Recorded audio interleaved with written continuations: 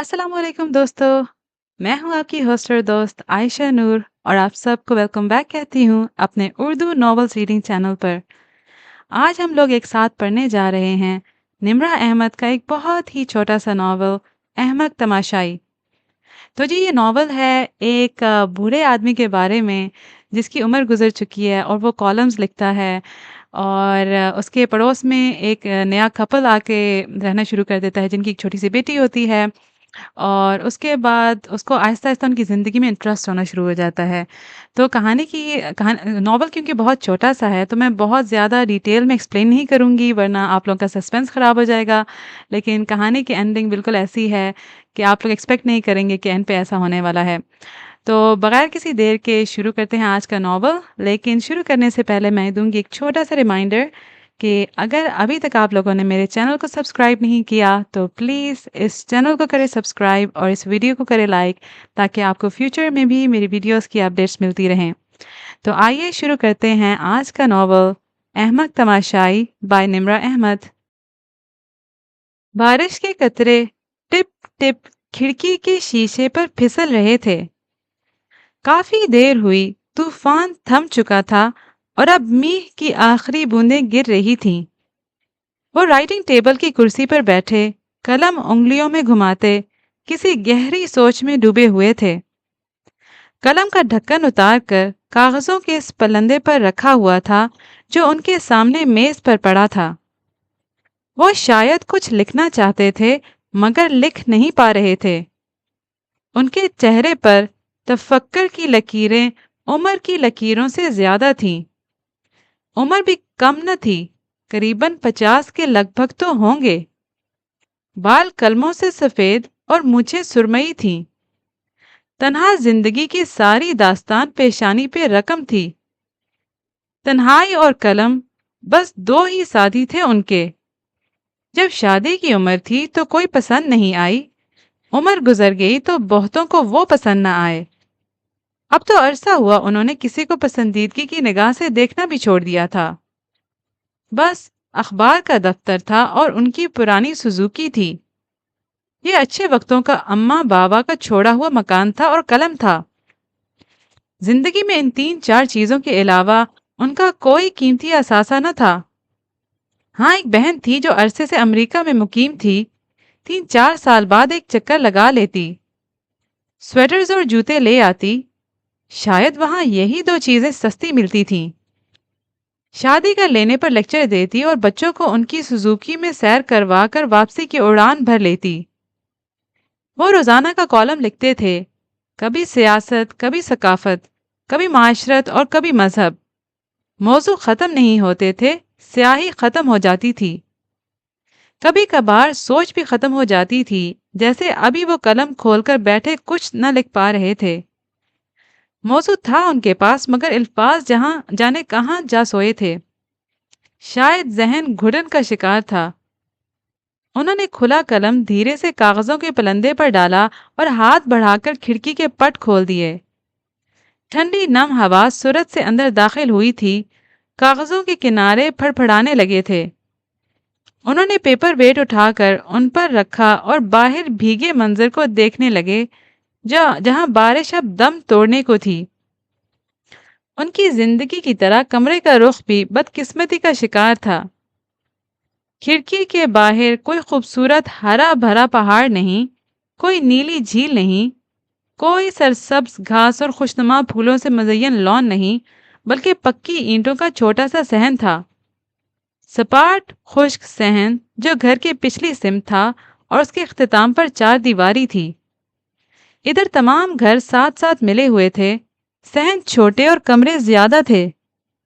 दीवार की एक तरफ की आवाज दूसरी तरफ बिना किसी दिक्कत के सुनी जा सकती थी। यह अलग बात थी कि उनके दाहिने हाथ की तरफ वाक़े घर से काफी अरसे से कोई आवाज नहीं आई थी। पिछले किराएदारों ने मकान खाली कर दिया था और कुछ रोज पहले जब वो राह चलते अपने हमसाए मालिक मकान से मिले थे तो मालूम हुआ था कि आजकल वो किरायादार की तलाश में हैं। वो जिस रुख पर बैठे थे वहां सामने खिड़की के बाहर तीन अतराफ दीवारें थीं। उनके बिलमुकाबल दीवार पर पीली रोशनी पड़ रही थी, गालिबन साथ वाले घर की टेरेस से आ रही थी। در حقیقت یہ گھروں کی بیک سائڈ تھی، تو ٹیرس کے بجائے بالکنی کہنا زیادہ مناسب ہوگا۔ معلوم نہیں کس چیز کی روشنی تھی، شاید لیمپ وغیرہ جلا ہوا تھا۔ یقیناً نئے کرایہ دار آ گئے تھے۔ وہ ایک اچٹتی نظر اس اندھیرے میں روشن ہوئی دیوار پر ڈال کر واپس کاغذوں کے پلندے کی طرف متوجہ ہوئے ہی تھے کہ ایک دم سے ایک آواز ان کی سماعت سے ٹکرائی۔ انہوں نے چونک کر سر اٹھایا۔ دائیں جانب والے گھر سے وہ آواز آ رہی تھی، گھٹی گھٹی سسکیوں کی آواز، نسوانی آواز، جیسے کوئی کم عمر لڑکی رو رہی تھی۔ سامنے دیوار پر روشنی میں انہیں ایک ہیبلا سا نظر آیا۔ وہ غالباً بالکنی میں لٹکے لیمپ کے آگے بیٹھی تھی، تبھی اس کا سایہ دیوار پر پڑ رہا تھا۔ انہوں نے کاغذ ایک طرف کیا اور میز سے اپنا نظر کا چشمہ اٹھا کر لگایا۔ منظر اب صاف دکھائی دینے لگا تھا۔ وہ آنکھیں سکیڑ کر بغور دیکھنے لگے۔ وہ کوئی لڑکی تھی جو گردن جھکائے بیٹھی تھی۔ اس کے بالوں کی اونچی پونی ہوا میں جھول رہی تھی۔ ماتھے پر آگے سے کٹے ہوئے بالوں کا خاکہ سا بنتا تھا۔ اس کا چہرہ اور نقش تاریکی میں ڈوبے تھے۔ وہ ہولے ہولے لرز رہی تھی اور اس کی سسکیاں گیلی دیواروں پہ اتر رہی تھیں۔ اس کی آواز میں کم عمری کا الڑ پن تھا اور سائے میں ایک دلکش سراپے کی رانائی تھی۔ وہ بہت درد سے رو رہی تھی، جیسے بہت تکلیف میں ہو۔ اس کا دکھ سارے ماحول پر چھانے لگا تھا۔ بارش ختم ہو چکی تھی، مگر اس کے آنسو انہیں ڈبو رہے تھے۔ وہ یک ٹک گمسم بت بنے اس ہولے ہولے کامتے سائے کو دیکھ رہے تھے۔ وہ کون تھی؟ اسے کیا غم تھا؟ وہ اتنی بے بسی اور تڑپ سے کیوں روئے جا رہی تھی؟ وہ جاننا چاہتے تھے مگر جان نہیں سکتے تھے، سو اسی طرح بیٹھے اسے دیکھتے رہے، جس کا سایہ آدھی دیوار پر محیط تھا۔ شاید وہ لیمپ کے بہت قریب بیٹھی تھی۔ کتنے لمحے بیت گئے، وہ یوں ہی روتی رہی۔ پھر دھیرے دھیرے اس کی سسکیاں تھمتی گئیں اور پھر ایک دم سے لیمپ بجھ گیا۔ سامنے والی دیوار تاریک ہو گئی اور ان کا منظر ختم ہو گیا۔ دفعتاً دائیں جانب کے گھر کی بالکنی سے کسی دروازے کے بند ہونے کی آواز آئی، پھر چٹخنی چڑھنے کی۔ وہ شاید اندر چلی گئی تھی۔ اب وہاں بیٹھنا بے سود تھا۔ کالم کا موضوع اور خیال ان کے ذہن سے نکل چکا تھا۔ انہوں نے بے دلی سے قلم کو کیپ چڑھائی اور کرسی دھکیل کر اٹھ کھڑے ہوئے۔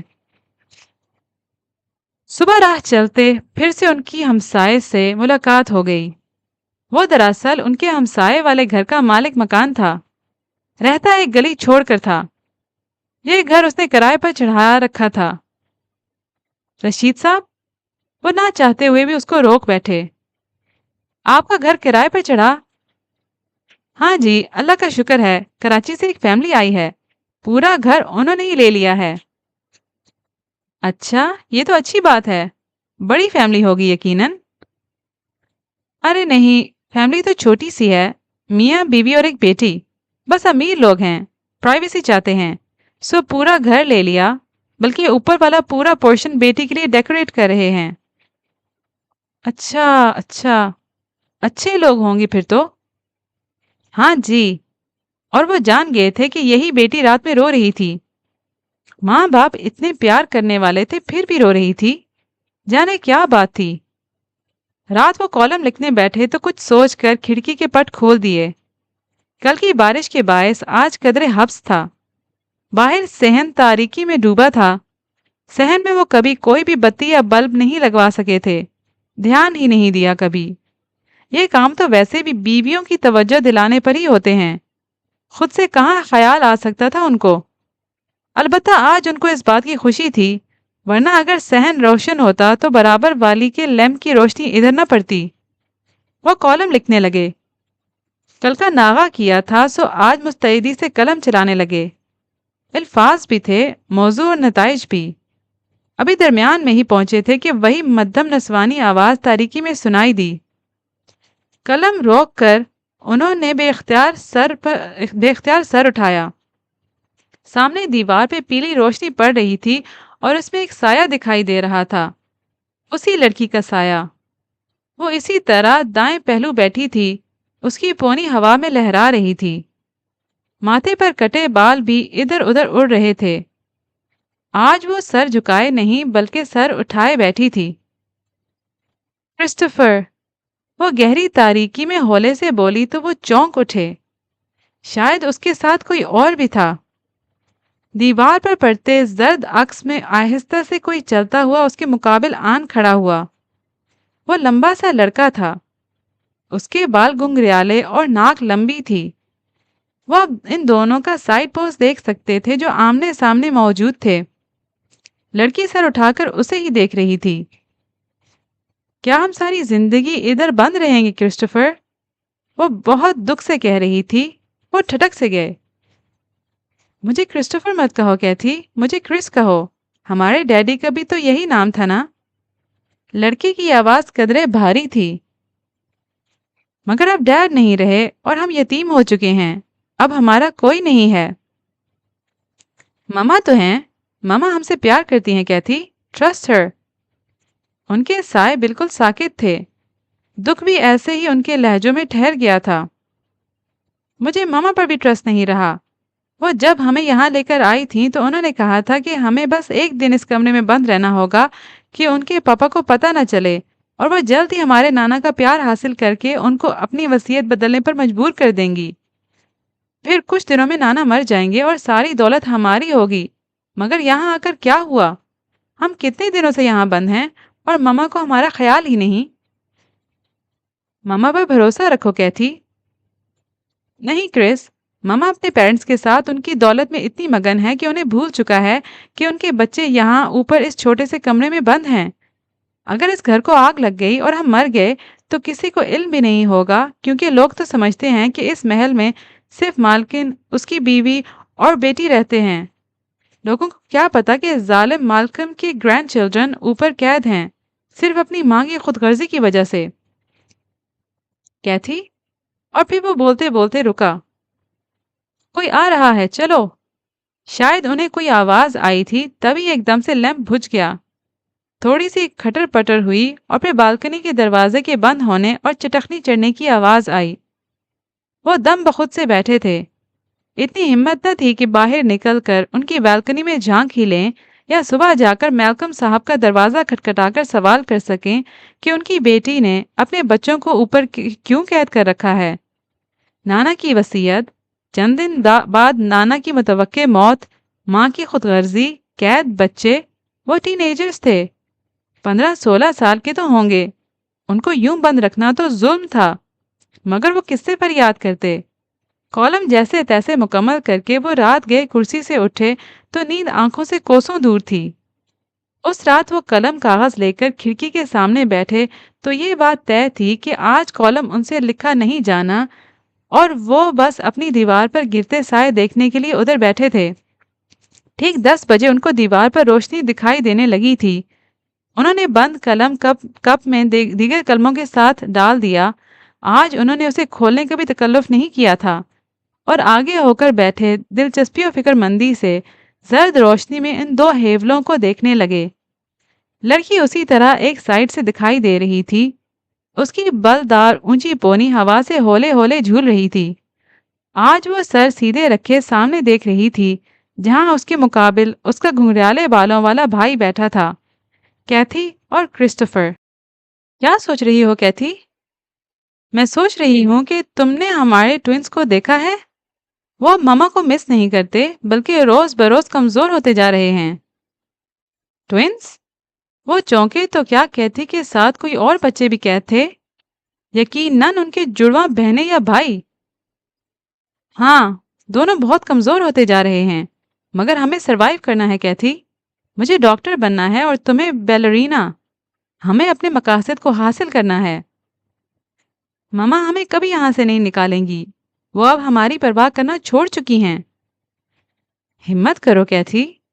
وہ اسے کافی دیر سمجھاتا رہا، مگر اس لڑکی کے لہجے کا کرب، اس کی آواز کی نمی، ہر شے ان کی روح پر اترتی چلی گئی۔ انہوں نے کالم لکھنا چھوڑ دیے۔ وہ بس ہر رات یوں ہی کھڑکی کے سامنے آ کر بیٹھ جاتے، کمرے کی بتی گل کر کے دونوں پٹ کھول کر چمکتی دیوار پر حرکت کرتے سائے دیکھتے رہتے، ان کی باتیں سنتے رہتے، پھر پورا دن سوچتے ہی رہتے کہ کبھی ان کے گھر جائیں یا کم از کم اپنی چھت پر چڑھ کر ان بچوں کو آواز ہی دے لیں، اور نہیں تو جب رات میں وہ باتیں کر رہے ہوں تو باہر صحن میں آ کر ایک نظر ان کی بالکنی کو دیکھ ہی لیں، جہاں وہ چینی کی مورت جیسے سراپے والی لڑکی بستی ہے جو اپنی نانی کے مظالم اور ماں کی بے اعتنائی پہ شکوہ کنا رہتی ہے، مگر وہ کبھی یہ ہمت نہ کر سکے۔ زیادہ سے زیادہ ایک روز دوپہر میں ڈرتے ڈرتے صحن میں نکل کر گردن اٹھائی تو دائیں گھر کی بالکنی سنسان پڑی تھی۔ اندر کھلنے والے دروازے سختی سے بند تھے، بس ایک کونے میں ایک سیدھی میز رکھی تھی، شاید وہ اسی پر بیٹھی ہوتی تھی۔ اس سے زیادہ وہ کبھی ہمت نہ کر سکے، بلکہ اب تو انہوں نے اپنے گھر کی چھت پر جانا بھی چھوڑ دیا تھا۔ اخبار کے دفتر بھی بس خانہ پوری کے لیے جاتے، کالم سے ناغہ لے لیا تھا۔ بس روز ان کو رات کا انتظار رہنے لگا تھا، کب 10 بجیں اور وہ دونوں بالکنی میں آ کر باتیں کریں۔ وہ روز ان کی گفتگو سنتے تھے۔ وہ جس کمرے میں بند تھے اس کے آگے کسی ایٹک کا ذکر کرتے تھے، شاید وہاں کوئی سٹور روم تھا جہاں بہت چوہے تھے۔ ان کی ہر بات میں ایٹک ہوتا تھا، یا پھر ماں سے نفرت، یا نانی کے مظالم، یا اپنے جڑواں بہن اور بھائی کی گرتی حالت۔ پھر ایک روز انہیں ان کی گفتگو سے علم ہوا کہ ان کا چھوٹا بھائی نمونیا کا شکار ہو گیا ہے، اور اگلی رات وہ دونوں روتے ہوئے ایک دوسرے کو یقین دلا رہے تھے کہ ان کا بھائی مر چکا ہے۔ ہاں، ان کا بھائی مر گیا، اور اس لڑکی کا ہر آنسو ان کے دل پر گرتا رہا۔ وہ کب کیسے اس کی محبت میں مبتلا ہو گئے انہیں علم نہ ہو سکا۔ بس وہ ہر رات کھڑکی کے ساتھ بیٹھ جاتے، کافی کے کپ پر کپ پیتے جاتے، دور کہیں گونجنے والی مدھم سرگوشیاں سنتے رہتے۔ کاغذوں کے پلندے پیلے پڑنے لگے تھے، بند قلم پر دھول جمنے لگی تھی۔ وہ تھے، ان کی تنہائی تھی، اور دیوار پر حرکت کرتے سائے تھے۔ زندگی بس یہیں تک محدود ہو گئی تھی۔ ان کا جی چاہتا تھا کہ وہ جائیں اور ان بچوں کو آزاد کروا لیں، ان کو اپنے گھر لے آئیں، ان کو تحفظ اور پیار دیں، اور وہ لڑکی، اسے وہ اپنا لیں۔ کیا ہوا جو ان کا دین ایک نہیں؟ وہ اگر مسیحی تھی تو وہ اسے شادی کر سکتے تھے، مگر وہ افسرہ ان سے شادی کرنے پر کیوں راضی ہوگی بھلا؟ لیکن کیا پتہ ہو بھی جائے، خوش گمانی میں حرج ہی کیا تھا؟ پھر ایک روز انہیں علم ہوا کہ وہ دونوں اپنی چھوٹی بہن کو لے کر یہاں سے بھاگنے کا منصوبہ بنا رہے ہیں، دور کہیں کسی اور شہر جانے کا، جہاں ان کی ماں اور نانی ان کو تلاش نہ کر سکیں۔ اگر وہ چلے گئے تو ان کی تمنائیں ادھوری رہ جائیں گی، بلکہ ان کی زندگی بھی ادھوری رہ جائے گی۔ وہ کبھی خود کو مکمل نہیں کر پائیں گے۔ نہیں، انہوں نے ان کو جانے نہیں دینا۔ وہ ان سے بات کریں گے، ان کو اپنے پاس بلا لیں گے، ان کا ہر طریقے سے خیال رکھنے کی کوشش کریں گے۔ اس رات وہ بہت بے چین سی کھلی کھڑکی کے سامنے بیٹھے تھے۔ ادھر بالکنی میں کیتھی اور کرس باتیں کر رہے تھے۔ ماما یہاں سے چلی گئی ہیں، ہم ان کا زیور نہیں چرا سکتے۔ مگر ہمارے پاس تھوڑے بہت پیسے تو جمع ہو گئے ہیں نا کرس، اب ہم یہاں سے نکل سکتے ہیں۔ کل صبح 6 بجے کی ٹرین ہم پکڑ لیں گے۔ کیری کو راضی کرنا مشکل ہوگا۔ وہ اپنی بہن کی بات کر رہی تھی جس کا جڑواں چند روز قبل جان سے ہاتھ دھو بیٹھا تھا۔ ہم راضی کر لیں گے، تم سامان پیک کرو کیتھی۔ اور ان سے اب مزید صبر کرنا مشکل تھا۔ اپنی ساری بزدلی، کم ہمتی اور جھجک کو پسے پشت ڈال کر وہ اٹھے اور سیڑھیوں کی طرف لپکے۔ انہیں اس لڑکی کو روکنا تھا، انہیں اس کو تحفظ دینا تھا، اسے زمانے کی ساری کٹھن گھاٹیوں سے بچانا تھا، اسے اپنے پاس لے آنا تھا۔ وہ تیز تیز سیڑھیاں پھلانگ رہے تھے، ان کی سانس دھونکنے کی مانند چل رہی تھی۔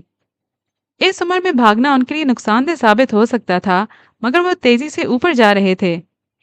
وہ اس کو روک لیں گے، اس کو اپنا لیں گے، اسے زندگی سے ساری خوشیاں کشید کر دیں گے، اس کے سارے غموں کو مٹا ڈالیں گے۔ ہاں، وہ اسے خوش رکھیں گے۔ وہ اس کے لیے اس کی بہن اور بھائی کو بھی اپنے پاس لے آئیں گے۔ ان کی ظالم ماں اور نانی کو علم نہیں ہونے دیں گے، کسی صورت بھی نہیں۔ چھت کا دروازہ کھول کر وہ باہر آئے تھے۔ ان کی بالکنی اور ہمسائیوں کی بالکنی ملی ہوئی تھی۔ وہ تیزی سے اس کی طرف لپکے تھے۔ وہ کیتھی کو یہاں سے لے جائیں گے۔ وہ کراچی یا پھر اپنے آبائی شہر ایبٹ آباد چلے جائیں گے۔ وہاں ان بچوں کی ماں اور نانی ان کو نہیں ڈھونڈ سکیں گے۔ وہ ان کی دسترس سے بہت دور چلے جائیں گے۔ اپنی بالکنی کے آخری سرے پر آ کر وہ رکے۔ بائیں طرف کی بالکنی نیم روشن تھی۔ ان سے چند قدم کے فاصلے پر اس لڑکی کی بالکنی کے بالکل کونے پر وہ میز رکھی تھی۔ اس میز کے ساتھ وہ ان کی طرف پشت کیے کھڑی تھی۔ وہ کیتھی نہیں تھی بلکہ ایک 10-11 سال کی چھوٹی سی بچی تھی۔ اس کے کھلے بال کمر پر گر رہے تھے۔ وہ بہت محویت سے اپنی انگلیوں سے بندھے دھاگوں کو اوپر نیچے ہلا رہی تھی۔ دھاگوں کے دوسرے سرے پر میز پر رکھی 2 کٹ پتلیوں کے ہاتھ بندھے تھے۔ پہلی کٹ پتلی ایک ہاتھ جتنی گڑیا تھی جس کی اونچی پونی تھی اور ماتھے پر کٹے ہوئے بال تھے۔ دوسری کٹ پتلی بالشت بھر کا گھنگریالے بالوں والا گڈا تھا۔ وہ ایک تختے پر ان دونوں کو آمنے سامنے بٹھائے لیمپ کے آگے رکھے ہوئے تھے۔ اس کے قریب ہی کتاب پڑی تھی جس کا سر ورق ہوا سے پھڑپھڑا رہا تھا۔ Flowers in the attic. وہ بالکل ساکت ہوئے اسے دیکھ رہے تھے۔ کل صبح 6 بجے کی ٹرین سے ہم جائیں گے۔ میں نے سارا سامان پیک کر لیا ہے کرس۔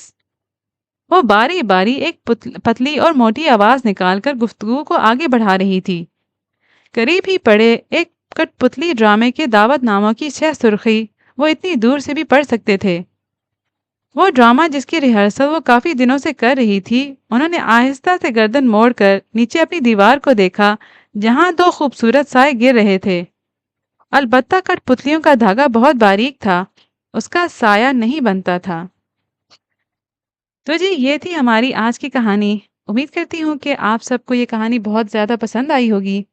اگر آپ کو اس طرح کی اور بھی کہانیاں سنی ہے فیوچر میں تو پلیز میرے چینل کو ضرور سبسکرائب کیجیے گا، کیونکہ اسی طرح سے آپ کو میری فیوچر کی ویڈیوز کی اپڈیٹس بھی ملتی رہیں گی۔